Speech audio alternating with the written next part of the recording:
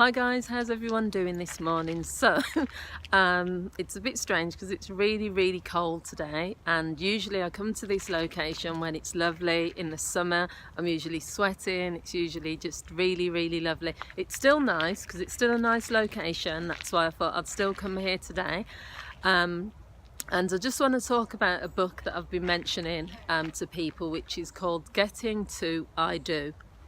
And as you can tell from the title, it's a book about, it's for single people. I think it's directed at women though, just on the language that's used. But it's for women who are single and do want to get married.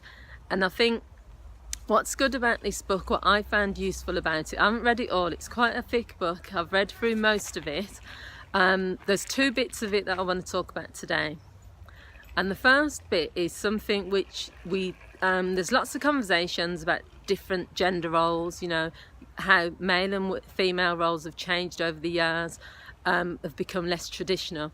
And I just want to sort of focus on that. And then I also want to talk about this idea of male, masculine and feminine energy, because basically the theory is that every single man and woman has got some masculine energy and some feminine energy. Now, some people will kind of dispute that. And I think the reason for that is because in most societies, if a man is seen as being gentle or possessing like feminine qualities, then people are automatically going to think that they're gay, or that, you know, that's a weak thing.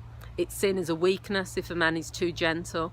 You know, there's lots of phrases that we use in our society, like, you know, you need to man up, or be a man about it, or, you know, lots of negative things associated with gentle men. And the same as with women, you know, women are classed as being too butch, which is a negative, or, you know, are you a man or a woman type thing, or, you know, you want equality, so therefore you should act like a man, and all this sort of stuff. So I just want to talk on those two things, because this book is really to help people.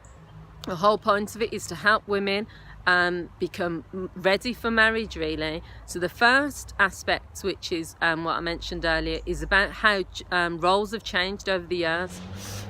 So the book talks about in sort of the 70s and even in the 80s, really, roles were more traditional. You know, a woman would sort of be seeking out a man so that a man can provide things. He could be the protector, he could provide security, stability, and then a woman would sort of see herself as the homemaker, you know, and that would be the role that would be taken on, and there wouldn't be like any big deal about that. As time has gone on, the roles have changed quite a lot, really, and I think I'm going to blame like the media, and I'm also sorry about some of the noise. I'm going to blame the media, and I'm also going to blame just generally any like aspects that we've been getting from all over the place, really. Society saying that, you know, women should be more like men. There's a lot of things as well with women where women want to you know, go with their partners to like football games, and they want to like drink them under the table, and there's lots of things really which have had a big impact. But what this book essentially says is that the more women sort of change their roles and change who they are, the less inclined men are then to sort of seek them out as being wives and wife material, because men's feelings about what they want have not changed. So men still want this sort of a submissive, if you like, woman, a woman that's very feminine, a woman that will cater to their needs. Now, it doesn't mean that men want women to be doormats. I don't think that's what the book was saying, but I think it was saying that, like, if women change too much over the years, then men sort of feel, where's my place then? You know, if a woman can do everything and she's so independent, then what does she need me for? And that has sort of been putting men off a little bit in terms of seeking out women for marriage. So the second bit, which I found really interesting in this book, is about this idea of masculine feminine energy. So my feeling is that I agree with what the author says, that we all have elements of masculine energy, whether you're a woman, and as a male you have some feminine energy. Depending on what you want to do with that has a big impact on how that presents itself. So if you've grown up in a family where, you know, you're taught to be an alpha male, where you're taught to always be strong, never show emotion, you know, don't cry, don't be gentle, you know, don't give compliments to a woman, because that's kind of, you know, a I don't know, the wrong thing to do. When you then go into a relationship with someone who might either be very different to you, so it talks about having to balance out the energies, and this is one of the things it says in the book where people are going wrong. If you're a masculine man and you're quite you know, alpha male, but you get together with someone who's quite a masculine woman, you know, this very, very masculine energy, then you're just going to be competing with each other. So what you need to find is that balance. You need to find a woman who's got more feminine energy really to bring into it.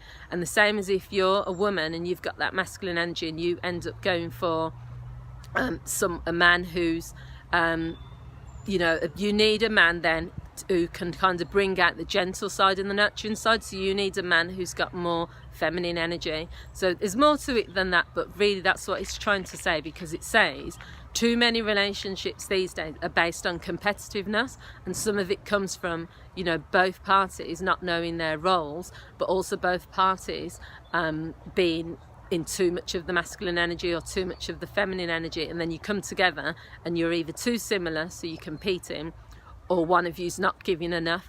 So if you think of it, you have to figure out what you need. If you need someone who's very nurturing, someone who's very loving, someone who's very gentle, then you wouldn't go for like a corporate business type woman who will have those qualities but is not going to have them in abundance in the same way as maybe a homemaker type woman would have.